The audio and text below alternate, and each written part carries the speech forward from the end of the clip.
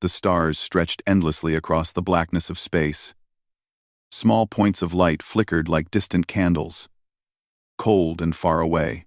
In the middle of this emptiness, the Helleran Union's distress signal drifted across light years, hoping anyone would hear it.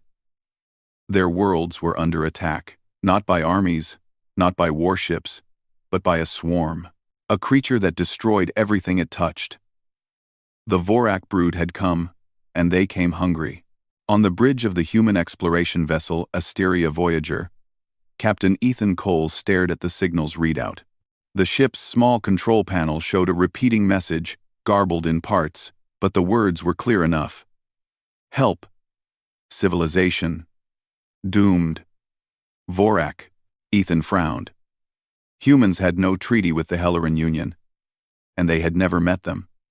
Most humans would ignore a distant alien call, especially one from so far away. But Ethan felt a pull. He had seen danger before, and he knew what desperation looked like. He tapped the panel. Plot a course, he said quietly. We're going in. Tactical Officer Laura Barnes looked up from her console. Her brow was furrowed, and she spoke with that calm, efficient tone soldiers learned to use when they wanted to sound firm. Captain, this is not our system. We have no obligation to help them. And if it's a trap, Ethan smiled faintly, cutting her off. It's never a trap if someone is already dying. Laura shook her head, a small smile breaking through her serious expression. Humans often surprised aliens with their sense of risk. They did not think about treaties first. They thought about what was right. The ship's engineer, Peter Diaz, leaned back in his chair. Ethan, we're over 1,000 light years from the nearest human colony. We don't even know what we're flying into. Vorak, swarm species, you sure you want to risk the Asteria Voyager for this? Ethan looked at him steadily. I've never seen a civilization just disappear because someone was too careful to try. On the far side of the bridge, xenobiologist Mia Clark studied the signal carefully. Her green eyes reflected the soft blue light of the screens. If these creatures are as advanced as the Helleran describe, they can eat through shields, hulls, and probably our biology too, she said. We might not even make it to them. Ethan nodded.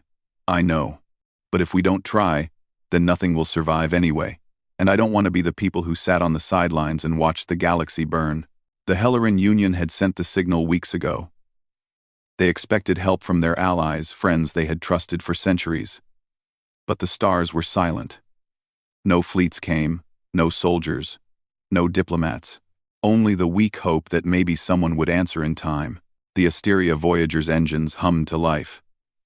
The ship was small compared to warships of human fleets, but it was sturdy. It was built for exploring, for surviving in hostile environments, for people like humans, people who came from worlds that were death worlds themselves. Earth had taught humans how to survive in the worst places, against the deadliest predators, and against the cruelest conditions. That experience would serve them well here. The journey was long. Days turned into nights, in the human way of measuring time. But in space, it was only the quiet hum of the ship and the blinking lights on the panels. During the travel, Ethan gathered the crew in the small briefing room. He wanted them to know what they were facing, even if it terrified them. He pointed to a holographic map of the Orion Spur, the little slice of galaxy where the Helleran lived. These worlds, he said, are being destroyed. The Vorak brood doesn't negotiate. They don't take prisoners. They only consume, and the Helleran, despite being an advanced civilization, cannot fight them alone. Laura's hands rested on the table.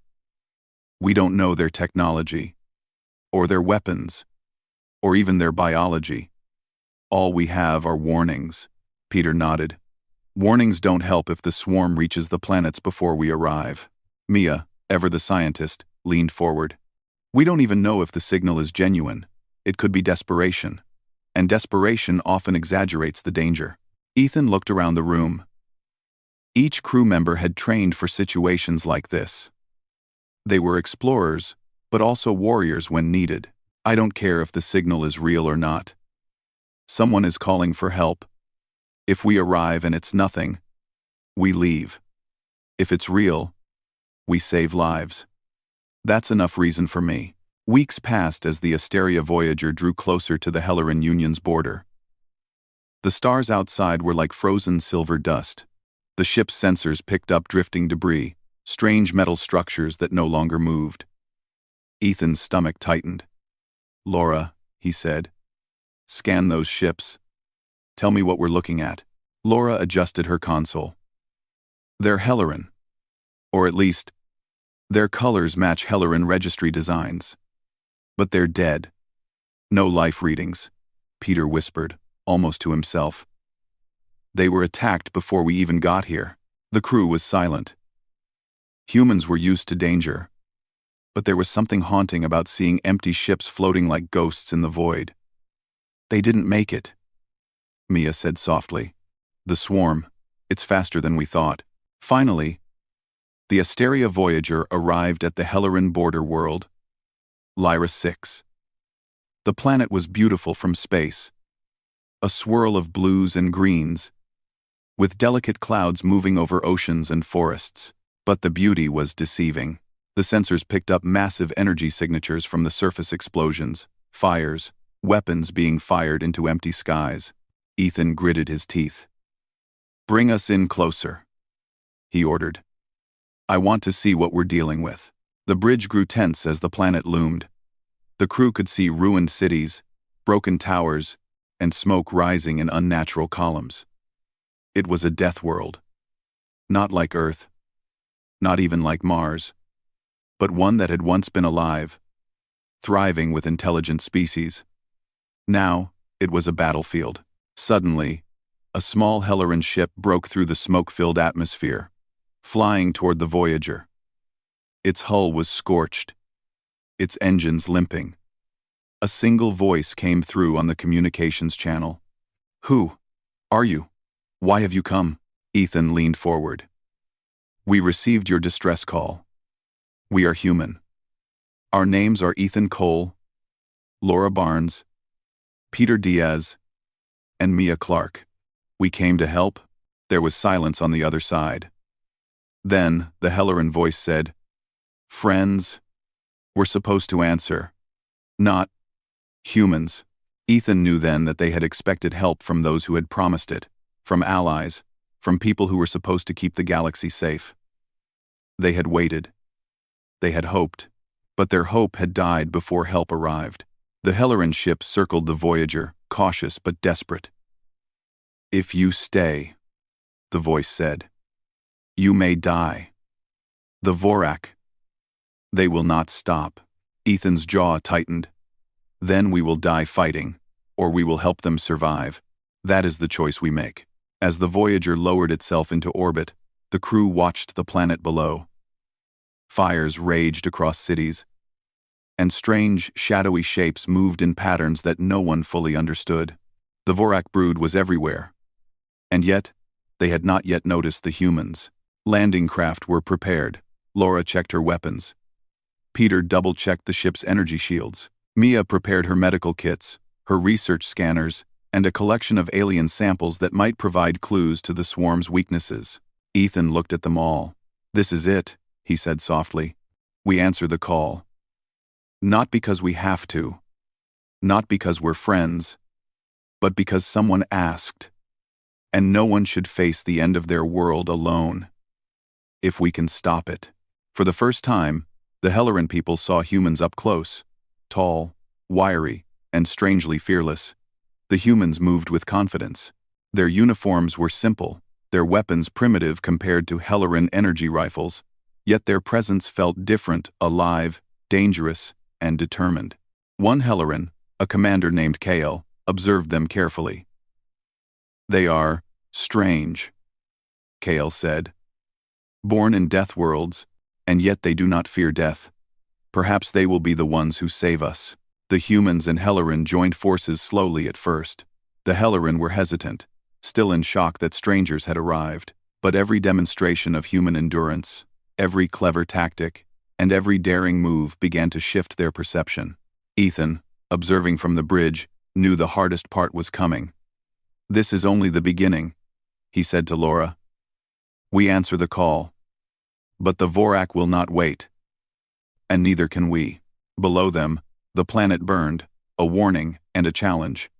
Above them, the stars were silent, watching, waiting, and somewhere, far across the galaxy, other civilizations might hear this story and wonder. When Deathworlders answer a call for help, do they come for glory, or do they come because no one should be left to die alone? The Asteria Voyager prepared to descend. Humans had entered the fight, and the galaxy was about to learn that sometimes strangers born in hostile worlds are the most dangerous allies of all. The Asteria Voyager hovered above the burning cities of Lyra 6, its engines humming as small landing craft prepared to descend. On the bridge, Captain Ethan Cole gave orders with calm confidence, even as the sensors detected Vorak swarms moving below. "Laura, take your squad and head to the east sector," Ethan said. "We need to see where they are striking the hardest. Peter, make sure our shields stay strong. We can't lose this ship before we even land. Mia, get your medkits ready. We will need them sooner than we expect." Laura nodded, her eyes steady. "Understood, Captain." The landing craft shuttled them toward the planet's surface. Fires reflected off the metallic hulls of abandoned Helleran buildings. Smoke rose in thick columns, and the ground shook with explosions. Strange, shadowy forms, the Vorak moved with terrible speed and precision, consuming anything they touched. When the humans landed, the Helleran soldiers who had survived looked at them with awe and fear. Humans were strange in every way, taller than most Helleran, muscular, and with expressions that seemed fearless even in the face of death. Kale, the Helleran commander, approached Ethan. "We expected friends," Kale said quietly. "But not you." Ethan gave a small smile. "We don't wait for friends. We answer calls for help." Kale studied him, noticing the determination in the human's eyes. "Your kind is strange, fearless, even reckless. It is difficult for us to understand. But I see now. We need you." Laura led her squad into the nearest Helleran defense station. The walls were scorched, and the floors were littered with Helleran weapons and broken armor. Laura gestured to her team. "Set up positions. Keep your eyes open. Nothing moves like these things." The Vorak swarms attacked in waves. Their bodies were black, like living shadows, with sharp limbs that tore through metal and flesh alike. They did not speak, did not reason, they only destroyed. Humans had never seen anything like them. Peter worked quickly to set up barricades and energy fields. "These walls won't hold long," he warned. "But they'll buy us time." Mia set up her medkits in a safe corner of the station. She scanned the Vorak as they approached, trying to understand how they moved and how they could be stopped. "There is something about their biology," she said. "They react to fear. They sense it. Humans, we don't have that fear. That may give us an advantage." Laura's squad braced for the first wave. The Vorak creatures broke through the outer walls, rushing into the station. Helleran soldiers panicked at first. But the humans stayed calm. They fought with precision and strength, their bodies moving as if the danger only sharpened their instincts. Ethan ran to the front line, using a pulse rifle to push back the swarm. Each shot hit with accuracy. But the Vorak kept coming. Humans were faster, smarter in improvisation. They could predict movements, adapt tactics in seconds, and use their environment to their advantage. KL watched from a balcony above. "They fight differently," he muttered.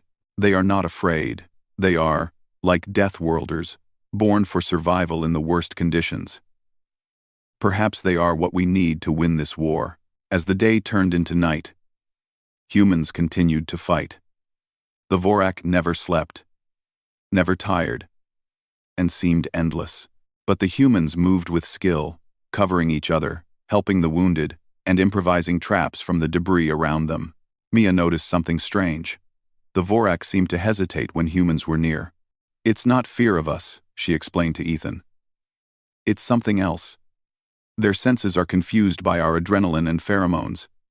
They are reacting, but they do not understand it.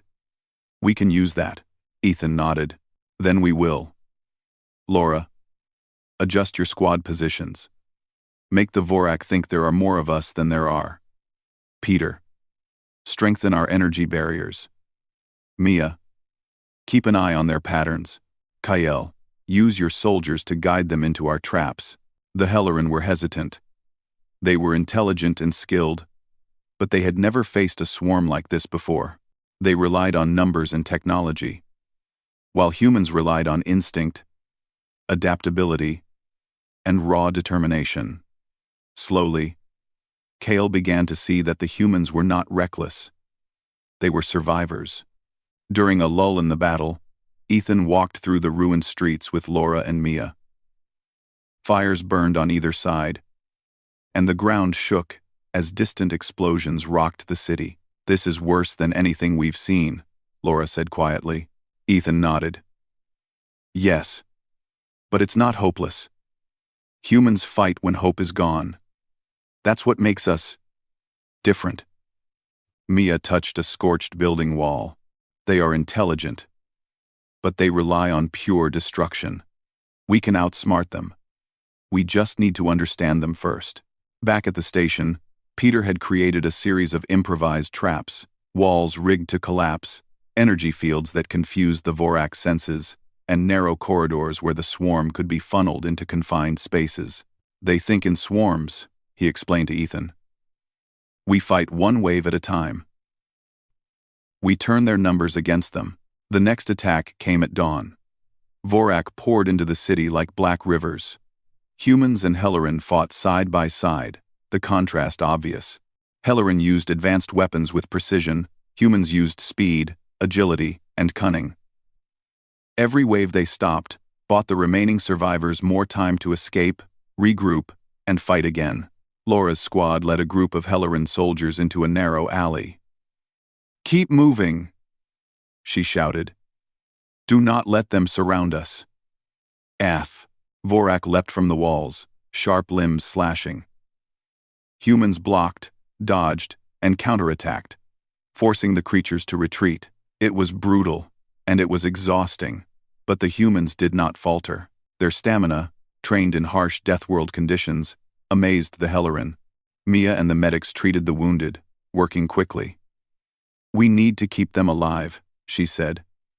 "Every soldier counts. If we lose them, the city falls." Kael finally understood the value of humans. "They are not here to survive," he said. "They are here to fight. They are unstoppable in their own way." Ethan knew the battle was far from over. He had seen too much death, too much destruction. Yet, the humans held.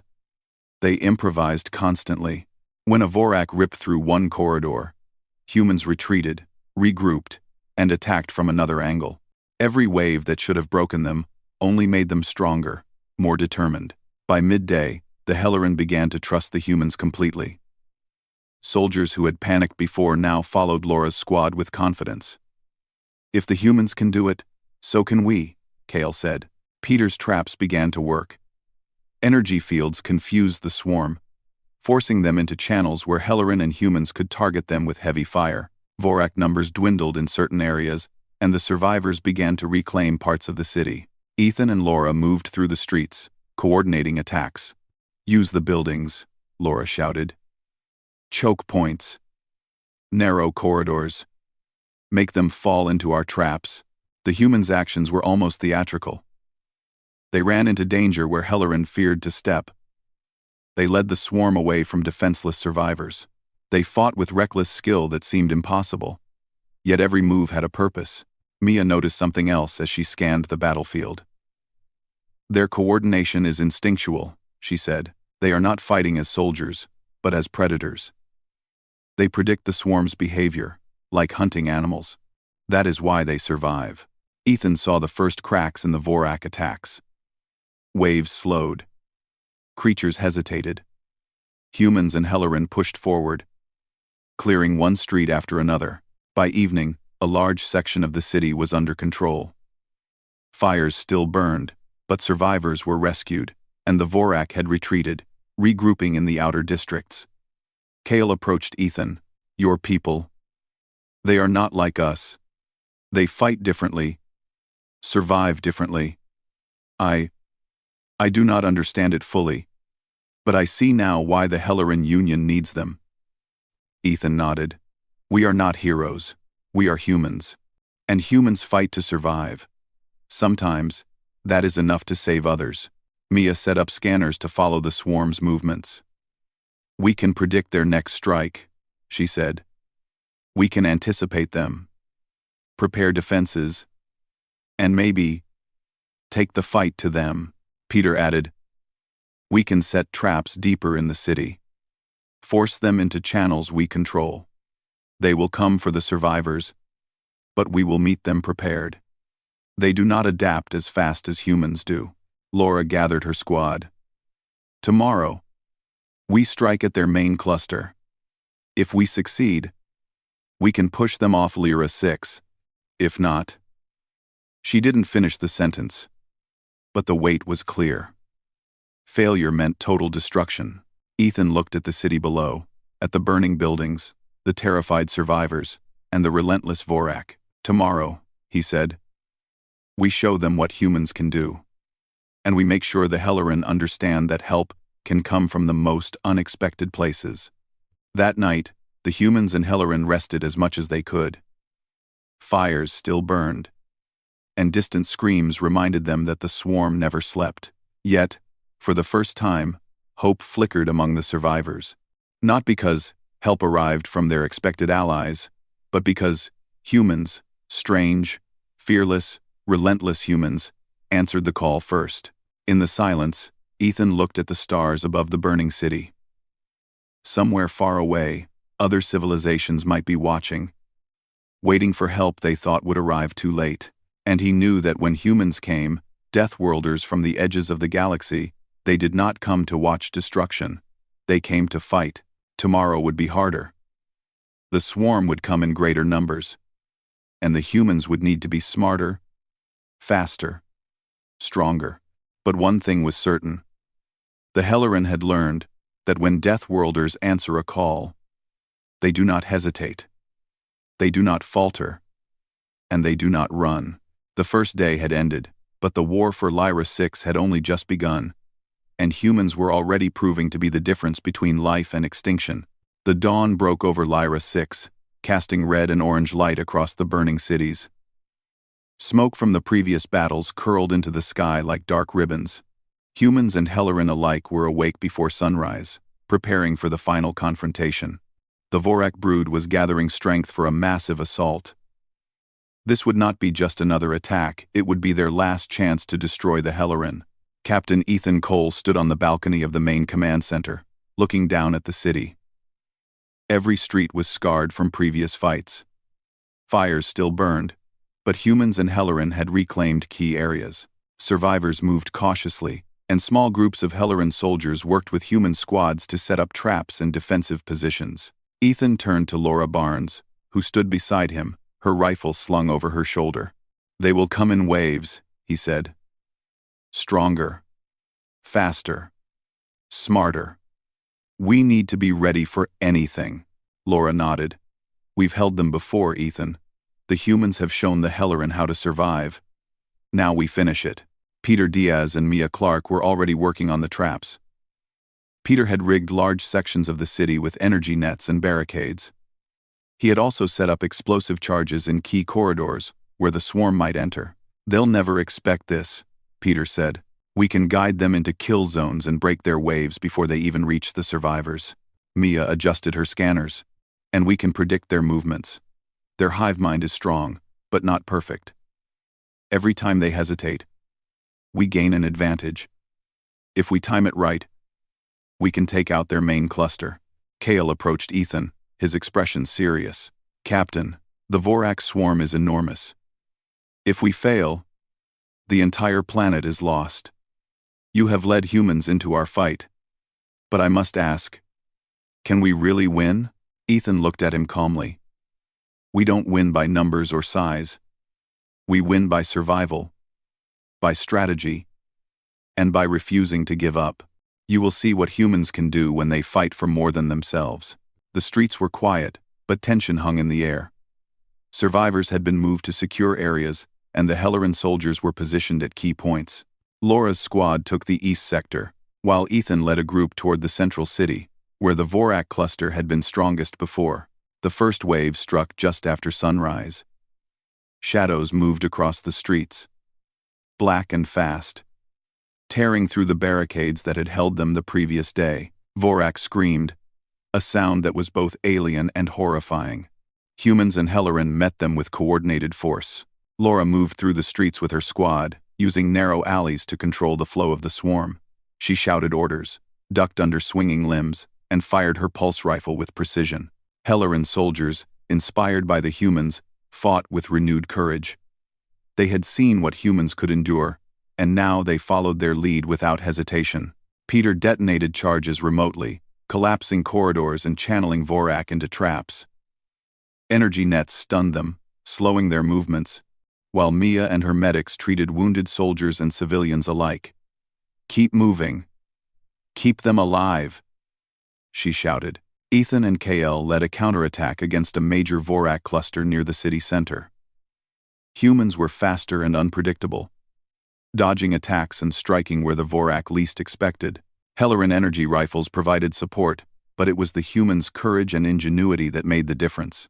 One large Vorak leaped at Ethan, its limbs sharp as blades. He rolled to the side, grabbed a piece of debris, and slammed it into the creature, sending it crashing into a wall. The Helleran gasped, but Ethan did not pause. Humans were not afraid of death in the same way. They adapted, fought, and survived. Mia noticed the pattern forming in the swarm. "They are hesitating near humans," she said. "Their hive senses fear, but we do not fear. They are confused by our instincts. We can use this to guide them right into the kill zones." Peter adjusted his devices, amplifying energy fields and barricades.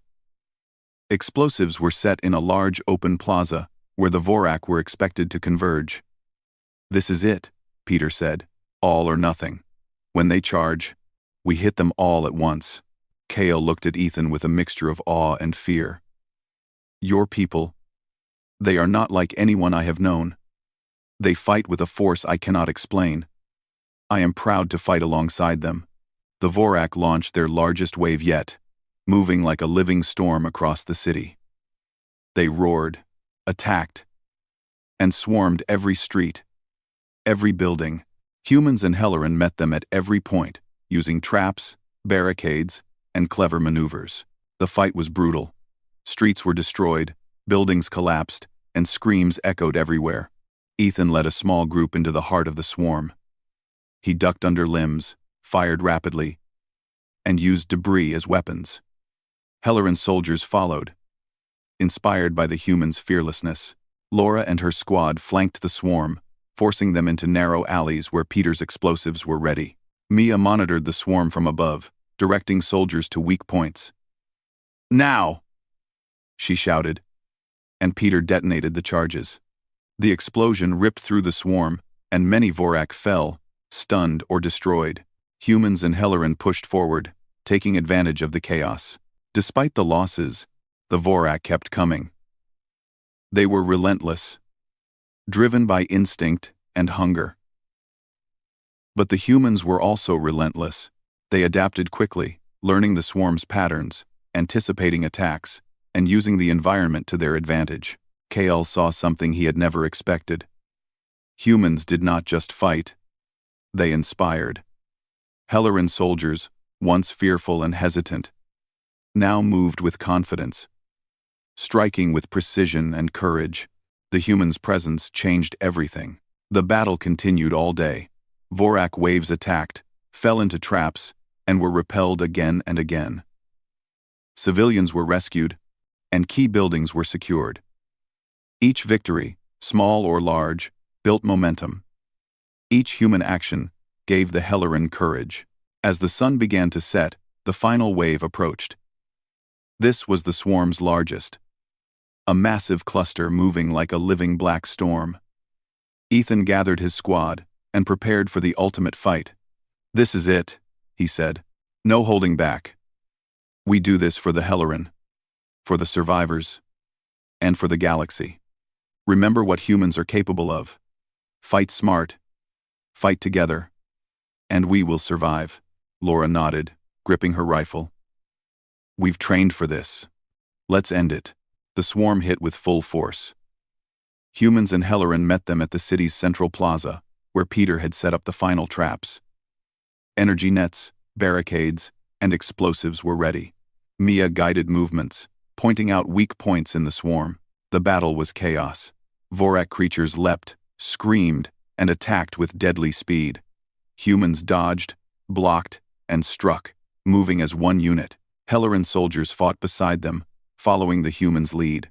Every explosion, every net, every barricade worked as part of a larger plan.